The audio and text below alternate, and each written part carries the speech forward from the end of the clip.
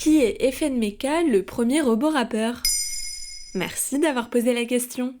Alors que le mot influenceur est à peine entré dans notre vocabulaire, voilà déjà que l'intelligence artificielle s'en mêle. Des influenceuses et influenceurs virtuels voient le jour, ça et là, sur différentes plateformes. On peut citer la pionnière du genre, Lil Miquela, 3 millions de followers sur Instagram. Mais voilà que l'IA part désormais à la conquête du monde de la musique. Avec FNMK, le premier robot rappeur. Une entité virtuelle qui compte plus de 10 millions d'abonnés sur TikTok. 2 ans que ses créateurs travaillent pour le faire connaître dans le monde entier grâce à des campagnes de partenariat avec les plus grandes marques, comme Starbucks ou Sony. Concrètement, ils créent des illustrations réalistes en 3D de leurs personnages, utilisant les produits des marques, et façonnent des vidéos où ils s'adressent à son public. 2 ans de travail acharné pour finalement décrocher un contrat avec l'énorme maison de disques Capitol Records, qui est notamment chargée du catalogue des Beatles. Oui mais voilà, tout ne s'est pas passé comme prévu. Qui est derrière FNMK?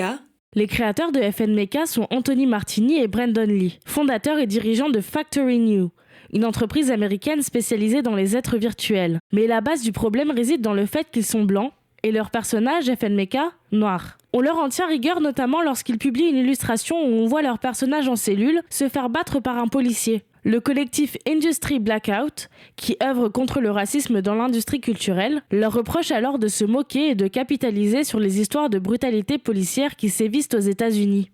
Accusés de faire véhiculer des clichés sur la communauté noire via leurs personnages, les créateurs de FNMK deviennent très vite l'ennemi numéro 1 de ce collectif qui dénonce. Un amalgame de stéréotypes grossiers, d'appropriation culturelle d'artistes noirs et d'insultes contenues dans les paroles. Les créateurs se défendent en affirmant que les paroles de leurs artistes sont générées par une intelligence artificielle, à qui ils auraient fait écouter des centaines d'heures de rap américain pour qu'elle puisse à son tour créer une chanson. Mais la vérité pourrait être tout autre. Des médias américains comme Fader sont formels. Il y a forcément des auteurs impliqués. La technologie actuelle ne permet pas encore de créer de toutes pièces une chanson ayant un sens et une progression. En plus de ça, le rappeur qui prête sa voix au robot, Kyle the Hooligan, s'est exprimé en disant qu'on lui avait promis un contrat et des parts dans l'entreprise, mais qu'il n'avait finalement rien eu en retour. Un énième bad buzz pour Anthony Martini et Brandon Lee. Qu'est-il advenu de FNMK?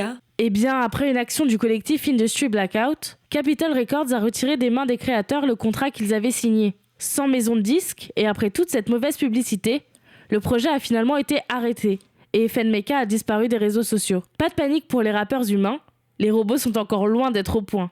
Voilà qui est FNMK.